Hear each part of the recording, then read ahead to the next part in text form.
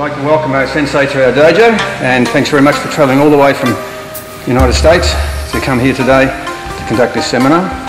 We're looking forward to it. Some of us here attended yesterday and enjoyed it very much and can still feel it. And I hope everyone here gets to go home tomorrow and remember a great day the same. So once again, thank you, and we really do appreciate the efforts that you put in. Feet together. Do the dozen. A sense of knee. AJJIF means All Japan Jiu-Jitsu International Federation. The new name is AJJIF Global because we're not just Jiu-Jitsu anymore. We have, besides Jiu-Jitsu, we have divisions in Judo, in Aikido, in Karate, in the weapons, Okinawan weapons. We started as a Jiu-Jitsu organization, but then it grown beyond our imagination into huge organizations that now it's AJJIF Global with 60 countries members worldwide, and every year it's becoming more growing because we're doing good quality work. It's not just organization anymore. We do seminars worldwide, we do international tournaments in many countries. We're doing important educational work. We teach, we organize training camps, seminars, and tournaments. Now we're getting a strong movement worldwide, and Jiu-Jitsu is getting a new level of respect and recognition that we're serious people and we're doing important, good quality educational work worldwide. So we're excited because we're living in a very interesting time now when Jiu-Jitsu is becoming a big driving force in martial arts. Also, people are realizing Jiu-Jitsu is a mother of all the Japanese martial arts. Karate, Judo, Aikido, they all came from Jiu-Jitsu. Becoming like a big, strong family that we're growing and expanding. So thank you for inviting me. And I want to say also I like the energy of this dojo. There's nice, good quality work energy.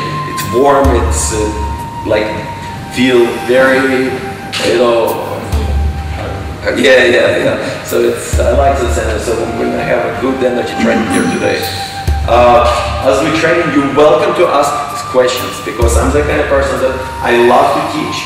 I like to share a lot of knowledge, and if I see more input from you guys, I will gladly share more information. So don't be shy, ask me questions as we're training. Safety is important, so as we're training, try to be aware of the space around you, and we're gonna learn, we're gonna have a good time at the same time. So thank you, and let's do some training. We're gonna work, first part of the training, we're gonna do weapons training, the knife. I love weapons, especially the knife, because they're real. There is no room for mistake. So when you're training with a knife, one little mistake and you're definitely gonna be dead in the real world. So the knife teaches us real precision and control. And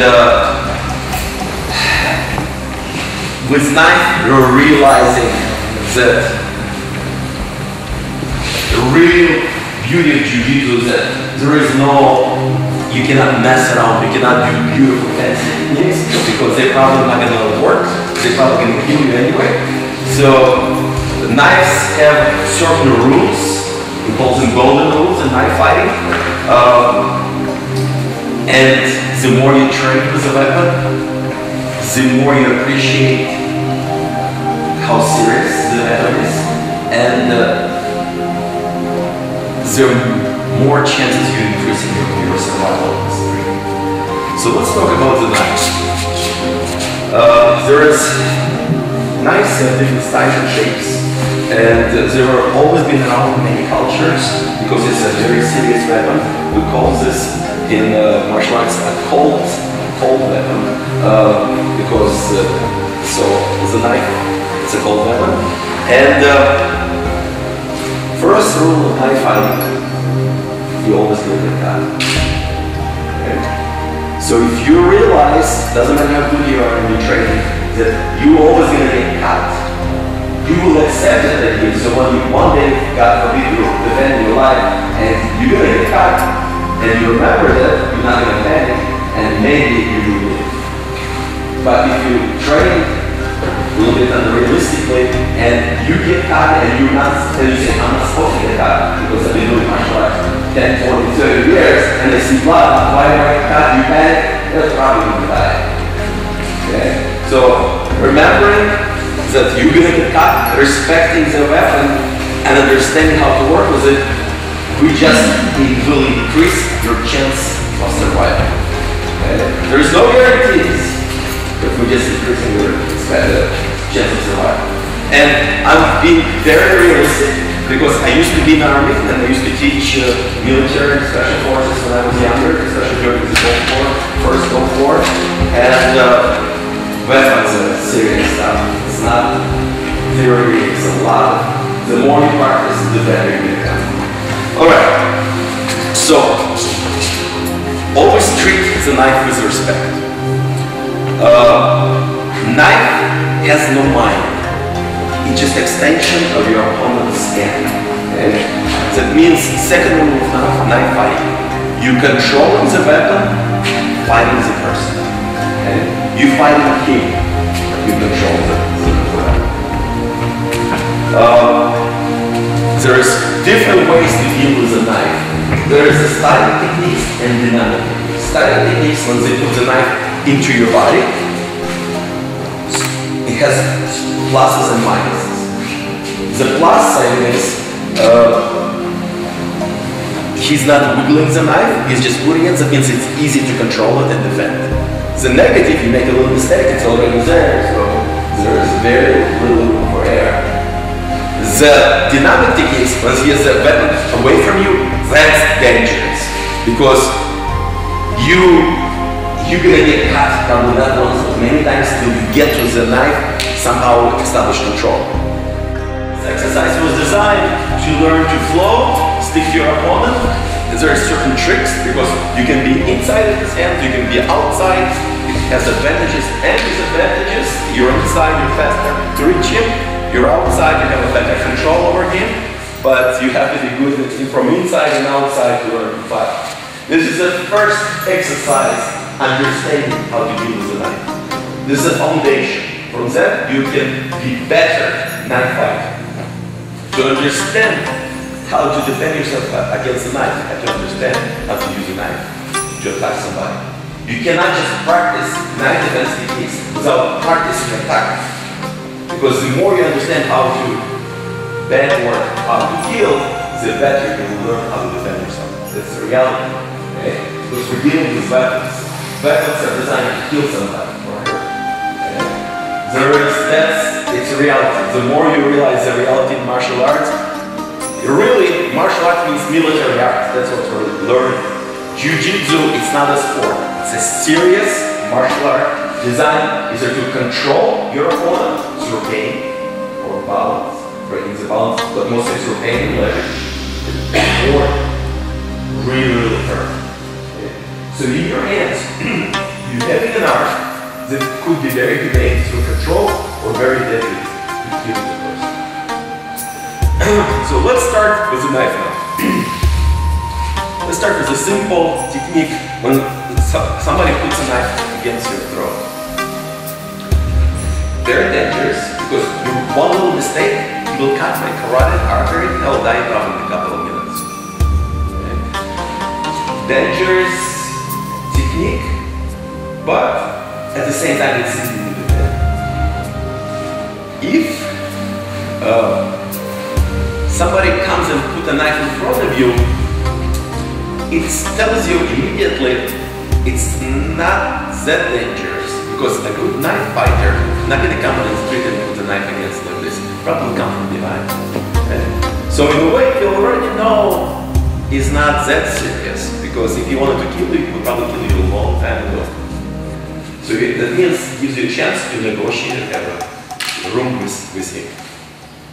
So when he puts a knife, do not do any jerky or silly movement. Okay? You have to become like a little actor. You have to look at his eyes. Instead of having anger in your eyes, which will stimulate him and you really want to hurt you, you want to smile.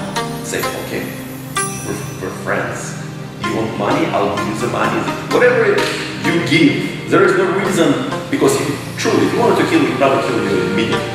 So he's not killing you, that means he's not planning to kill you. So even if you don't want to fight him, just give him everything, you walk away probably.